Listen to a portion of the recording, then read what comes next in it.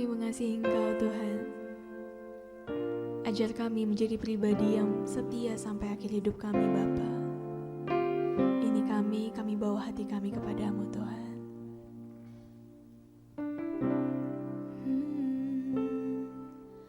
Bapa, Engkau mengenalku lebih dari siapapun. Engkau tahu ceritaku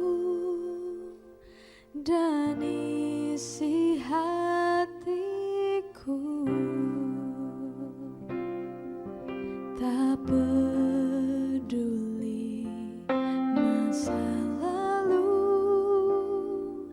Engkau tetap memilihku. Ubahkanku, sempurnakan jadi karya yang indah. Kini aku percaya tiada yang mustahil bagimu. Kuasa-Mu kuatkanku, dasarku berharap.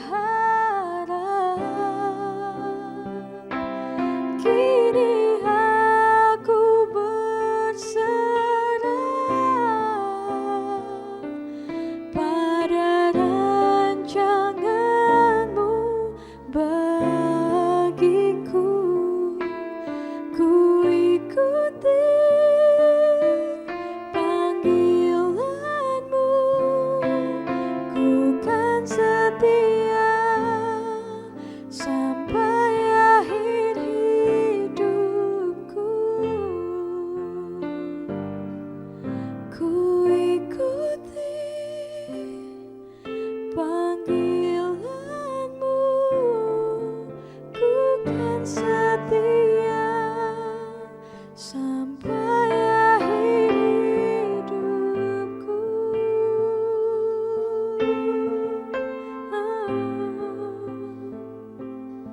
Sampai akhir hidupku, ku mau setia, ku mau mengasihi-Mu, karena ku tahu Kau mengasihiku Tuhan.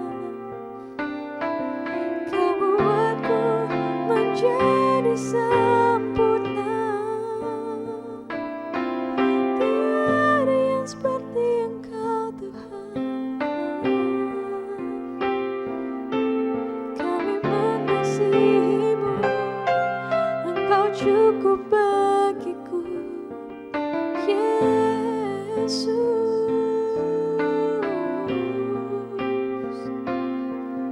Terpujilah, terpujilah nama-Mu Tuhan. Engkau sempurna, ajaib perbuatan-Mu, Jesus.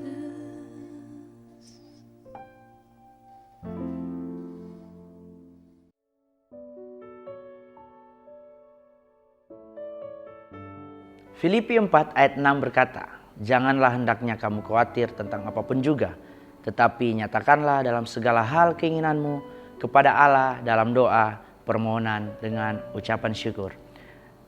Saudara, sebagai manusia yang masih hidup di dunia, orang Kristen atau orang percaya tidak bebas dari yang namanya masalah. Demikian juga dengan jemaat yang ada di Filipi yang mencemaskan keadaan Paulus dan juga memikirkan keselamatan mereka sendiri. Dalam hidup yang demikian, yang begitu banyak masalah dan kesulitan, Paulus memberikan beberapa nasihat untuk bagaimana kita bersikap di dalam masa sulit. Yang pertama, di tengah masalah dan ancaman, kita diajak untuk memelihara kesatuan dan kesehatan di antara umat Tuhan. Itu dijelaskan di dalam ayat yang kedua dan ayat yang ketiga. Pandangan duniawi adalah berusaha untuk mencari kepentingan pribadi tanpa menghiraukan orang lain. Namun Paulus mengajarkan yang sebaliknya. Para pemimpin jemaat harus senantiasa mempererat kesatuan di antara jemaat Tuhan dan saling memperhatikan kepentingan sesamanya. Jadi kita harus hidup memperhatikan sesama kita, tidak menjadi orang yang egois, harus menjadi berkat buat orang lain. Yang kedua saudara, tetap bersukacita dan berbuat baik. Di dalam ayat 4 dan 5 di situ dijelaskan. Di tengah-tengah kesulitan, hanya sedikit orang yang mau berbuat baik bagi sesamanya. Karena orang lebih cenderung memikirkan dirinya sendiri. Itu adalah fakta. Kita sering melihat itu terjadi di masa saat ini. Apalagi kita masuk yang namanya pandemi. Pasti orang mementingkan dirinya sendiri dan sudah memperdulikan lagi sesamanya. Namun umat Tuhan dipanggil justru untuk menyatakan kebaikan kepada sesama dalam keadaan apapun. Kita sebagai orang percaya harus menjadi berkat, menjadi teladan, menjadi dampak buat orang lain, berbagi kasih kepada sesama dalam keadaan apapun. Mungkin keadaan kita lagi kurang baik, tapi itu bukan menjadi batasan untuk kita berbuat baik kepada orang lain. Mungkin kita memiliki banyak masalah, mungkin keuangan kita lagi drop atau down, usaha kita mungkin tidak seperti yang tahun lalu atau yang kemarin-kemarin, mungkin diberkati berlimpah. Mungkin sekarang kita memiliki usaha yang mulai dekat yang namanya kebangkrutan. Tapi percaya bahwa Tuhan menginginkan apapun keadaan kita, itu bukan menjadi batasan untuk kita berbuat baik kepada orang lain. Di sini dijelaskan bahwa tentu saja ini bukan pamer perbuatan baik untuk mendapat pujian orang, tetapi untuk menyatakan berkat Tuhan buat sesama kita. Yang ketiga saudara, tidak khawatir melainkan menyatakan segala keinginan hati kita kepada Tuhan di dalam doa. Jika kita hidup di dalam kekhawatiran, maka kita akan tunduk dan dikuasai oleh kekhawatiran itu. Jika kita berdoa dan bergantung kepada Tuhan, maka damai sejahtera Tuhanlah yang akan mengendalikan dan memimpin hati dan pikiran kita. Yang keempat, yang terakhir, memikirkan dan melakukan segala sesuatu yang baik seperti yang telah diajarkan oleh Rasul Paulus dalam Filipi. Saudara bisa lihat di ayat yang ke-8 ayat ke-9. Berpikir mengenai hal-hal yang baik dan mulia adalah langkah pertama untuk tidak dikuasai masalah. Saya ulangi, berpikir mengenai hal-hal yang baik dan mulia adalah langkah pertama untuk tidak dikuasai masalah. Namun, agar kita dapat lolos menjadi pemenang, kita perlu mempraktikkan semua pemikiran baik tersebut. Harus dipraktekkan dalam kehidupan kita. Supaya apa? Kita tidak menjadi orang yang seperti orang yang menghilang pengharapan. Karena kita tahu hanya Yesus sumber pengharapan kita.